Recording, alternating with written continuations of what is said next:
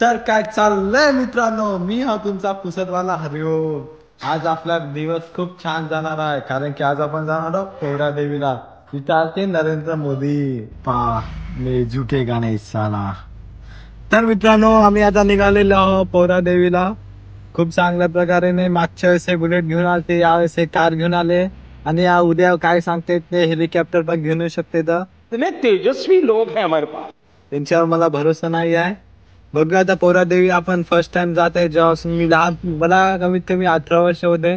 मी अजून पोहरादेवीला दर्शन केलं नाही, पण यावेळेस त्यांची नवीन ओपनिंग झालेली आहे. नवीन नगारा भवन झालेले आहे. आणि त्या आपले PM साहेब पण येऊन गेलेले आहेत. तर तिने येऊ शकत तर आपण काऊन जाऊ शकत नाही, अशा विचारधारा घेऊन आम्ही तिथं निघालेलो आहोत. तर चला बघूया.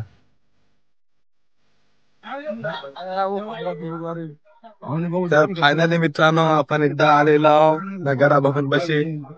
तर चला बघूया कसं आहे ते. खूप ऐकलेलं आहे याच्याबद्दल, आज मधात पण जाऊन बघूया.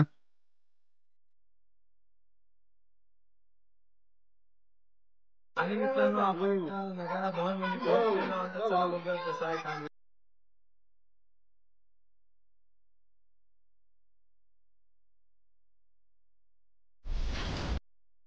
तर मित्रांनो, आपण इथं नगारा भवन पाशी आलो होतो, पण इथं मला एंट्री नाही, कारण की त्यांचं काम चालू आहे. तर बाकीचं सर्व आपण दाखवून देणार आहोत. आणि मित्रांनो, आपल्या पुसदकरांना आपुलकी वाटायला पाहिजे, कारण की या महाराष्ट्रामध्ये सगळ्यात फेमस हे ठिकाण आपलं नगारा भवन आहे. तर खूप असं प्रसिद्ध आणि खूप असं छान, किती वेळ पण पाहत राहा तरी आपलं मन भरणार नाही असा हा प्लेस आहे.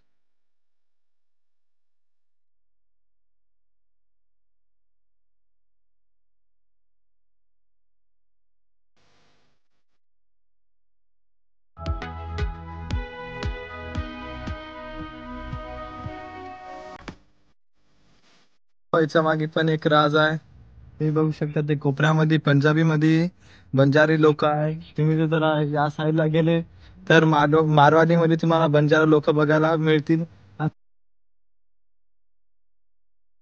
तर मित्रांनो, इथं आपल्या खूप चांगल्या प्रकारे दर्शन झालेलं आहे.